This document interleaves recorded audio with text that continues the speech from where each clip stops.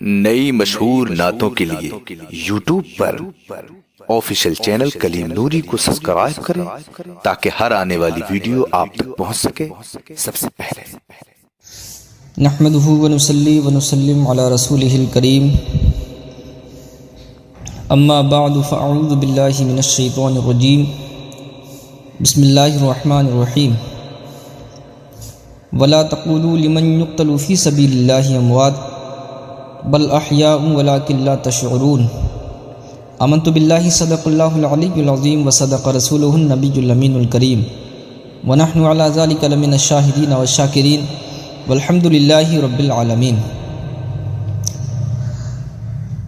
حضرات محترم، آئیے مل کر سب سے پہلے اپنے آقا و مولا حضور احمد مجتبیٰ محمد مصطفیٰ صلی اللہ تعالیٰ علیہ وسلم کی مقدس بارگاہ میں ہدیہ درود و سلام پیش کریں، باپاز بلند پڑھیں۔ اللہم صلی علی سیدنا و نبینا و شفیعنا و کریمنا و ملجانا محمد و علی آلہ وبارک وسلم۔ صلاۃ و سلام علیک یا رسول اللہ، صلاۃ و سلام علیک یا نبی اللہ، صلاۃ و سلام علیک یا حبیب اللہ صلی اللہ تعالیٰ علیہ وسلم۔ شاہ است حسین، بادشاہ است حسین، دیں است حسین، دیں پناہ است حسین، سرداد نداد دست در دست یزید، حقہ کے بنائے لا الہ است حسین۔ قتل حسین اصل میں مرگ یزید ہے، اسلام زندہ ہوتا ہے ہر کربلا کے بعد۔ نہ یزید کی وہ جفا رہی، نہ زیاد کا وہ ستم رہا، جو رہا تو نام حسین کا جسے زندہ رکھتی ہے کربلا۔ حضرات محترم، میں نے جس آیت کریمہ جو تلاوت کرنے کا شرف حاصل کیا، اللہ تبارک تعالیٰ قرآن پاک میں ارشاد فرماتا ہے وَلَا تَقُولُوا لِمَن يُقْتَلُ فِي سَبِيلِ اللَّهِ أَمْوَاتٌ بَلْ أَحْيَاءٌ وَلَكِن لَا تَشْعُرُونَ۔ جو لوگ اللہ کی راہ میں قتل کیے جائیں ان کو مردہ نہ کہو، بلکہ وہ زندہ ہیں اور ان کی زندگی کو تم نہیں سمجھ سکتے۔ حضرات محترم، یہ ماہ محرم الحرام شریف کا مبارک مہینہ چل رہا ہے۔ حضرت امام حسین رضی اللہ تعالی عنہ کا جتنا بھی ذکر کیا جائے کم ہے، اور ہر سال ہم اہل بیت کا ذکر کرتے ہیں، ان کی زندگی کا جائزہ لیتے ہوئے ان کی زندگی جس طریقے سے ہو سکے ہم بیان کرتے ہیں۔ حضرت امام حسین رضی اللہ تعالی عنہ سرکار دو عالم صلی اللہ تعالی علیہ وسلم کے نواسے ہیں، اور جو رحمت للعالمین کا نواسا ہو تو وہ کیوں نہ رحمت بھری نظر سے دنیا والوں کو دیکھتا ہو، دشمنوں کو دیکھتا ہو۔ حضرات محترم، حضرت امام حسین رضی اللہ تعالی عنہ ایک شخص کو دیکھ رہے تھے کہ وہ وضو کر رہا تھا اور اس کے اندر کچھ کمیاں پائی جا رہی تھیں۔ جب وہ شخص وضو سے فارغ ہوا تو حضرت امام حسین رضی اللہ تعالی عنہ نے ان شخص سے ارشاد فرمایا کہ اے بزرگوار، آپ میرے وضو کو دیکھ لیجئے۔ دیکھیے حضرات، تبلیغ کرنے کا ایک طریقہ ہوا کرتا ہے۔ حضرت امام حسین رضی اللہ تعالی عنہ ان شخص سے کہتے ہیں کہ میرے وضو کو حضرت دیکھ لیجئے کہ کہیں ایسا تو نہیں کوئی کمی ہو۔ حضرات محترم، وہ شخص وہ دیکھنے لگے کہ حضرت امام حسین رضی اللہ تعالی عنہ وضو فرما رہے ہیں، اور وہ اپنی خامیوں کو ان کے وضو میں دیکھ رہے ہیں اور اپنی کمیوں کو تلاش کر رہے ہیں، اور سمجھ رہے ہیں کہ یہ بچہ بلکہ وضو کا طریقہ مجھے دکھا نہیں رہا ہے بلکہ مجھ کو یہ سکھا رہا ہے۔ تو حضرات محترم، یہ حضرت امام حسین کا تبلیغ کرنے کا طریقہ ہوا کرتا ہے۔ تو جس کا یہ طریقہ ہو، کیا وہ میدان کربلا میں لڑائی لڑنے کے لیے جائے گا؟ نہیں، ہرگز نہیں، بلکہ حضرت امام حسین رضی اللہ تعالی عنہ تبلیغ کرنے کے لیے گئے تھے، یزیدی لشکر کو سمجھانے کے لیے گئے تھے۔ اب اگر کوئی لڑائی لڑنے کے لیے جاتا تو کیا اپنے اہل بیت کو، اپنے بیوی بچوں کو ساتھ لے کر جاتا؟ نہیں، ہرگز نہیں، بلکہ حضرت امام حسین صرف تبلیغ کرنے کے لیے گئے تھے۔ اور یہ بات قابل غور ہے کہ حضرت امام حسین کی شہادت کے بعد پورے اہل بیت میں کوئی بھی شہید نہیں ہوا، یہاں تک کہ اپنے وقت کا امام زین العابدین رضی اللہ تعالیٰ عنہ وہ بھی شہید نہیں ہوئے۔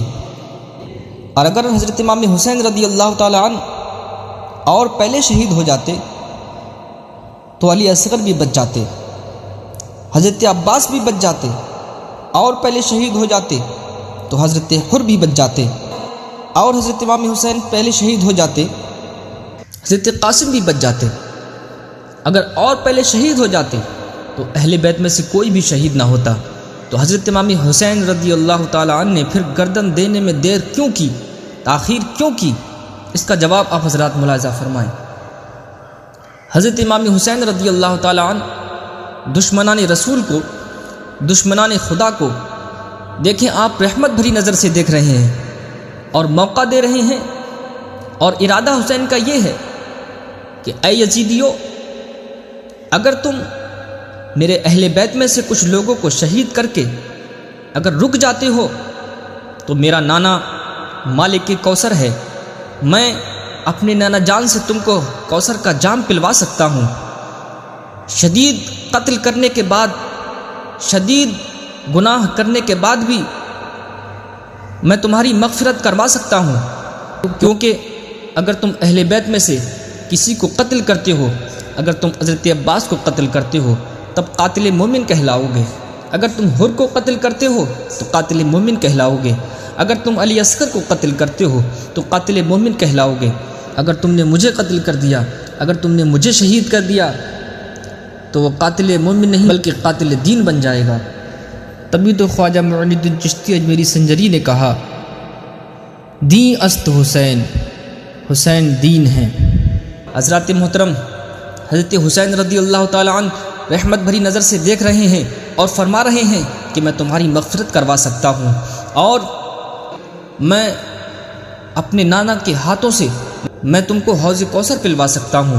حضرات محترم، اسی لیے حضرت امام حسین رضی اللہ تعالیٰ عنہ نے گردن دینے میں دیر کی، آپ نے موقع دیا، لیکن ختم اللہ علی قلوبہم وعلی سمعہم وعلی ابصارہم، جب حجت قائم ہو گئی، اللہ تبارک تعالیٰ نے ان کے سماعتوں پر، ان کی بصارتوں پر مہر لگاتی تھی۔ حضرات محترم، تب حضرت امام حسین رضی اللہ تعالیٰ عنہ نے ساری مہلتیں دیکھنے کے بعد آپ نے اپنا گھوڑا میدان کربلا کی طرف روانہ کر دیا۔ یزیدی لشکر میں پہنچنے کے بعد اپنا تعارف کرایا، تعارف کرانے کے بعد یزیدی لشکر میں آپ نے حملہ آور کیا، یزیدی لشکر پر آپ ٹوٹ پڑے، آپ نے اپنی تلوار کو ہوا میں لہرایا تو ایسا لگتا تھا کہ آسمان کی ساری بجلیاں تلوار میں سما گئی ہوں، ایسا لگتا تھا کہ ستارے آپ کی تلوار کے اندر سما گئے ہوں، ایسا لگتا تھا کہ حضرت آدم کی دعا تقدیر بن گئی ہو، ایسا لگتا تھا کہ فاطمہ زہرا کا خون آپ کی رگوں میں نیا خون بن گیا ہو۔ حضرات محترم، ایسا لگتا تھا کہ فرعون دریائے نیل میں غرق ہو رہا ہے، یزیدی غرق ہو رہے ہیں، تلوار چلتی رہی، پشتوں کے پشتے لگا دیے۔ حضرات محترم، یزیدی سوچنے لگے کہیں ایسا نہ ہو کوئی ایسی تاریخ بن جائے کہ ایک ہی شخص نے پورے لشکر کو تباہ کر دیا، پورے لشکر کو ختم کر دیا، 20,000 کے لشکر کو ختم کر دیا۔ حضرات محترم، یزیدیوں میں کھلبلی مچ گئی، آپس میں سوچنے لگے کہ یہ تلوار کیسے روکے، وہ تلوار جس کو بھوک نہ روک سکی، لہٰذا یہ تلوار روکی کیسے جائے۔ حضرات محترم، تلوار چلتی رہی، تلوار چلتی رہی، اچانک تلوار رک گئی کیونکہ نماز کا وقت آ گیا تھا۔ حضرات محترم، ہمیں اس سے سبق اور عبرت حاصل کرنا چاہیے کہ ہم بازاروں کے اندر گھومتے رہتے ہیں، نماز کی پابندیاں نہیں کرتے، اس وقت ہم نماز چھوڑ دیتے ہیں۔ بازاروں کے اندر، گھروں کے اندر، اگر ہم شادی بیاہ کے موقع پر ہوں، اپنے گھر میں ہوں، تو ہم اس وقت نماز بھول جاتے ہیں۔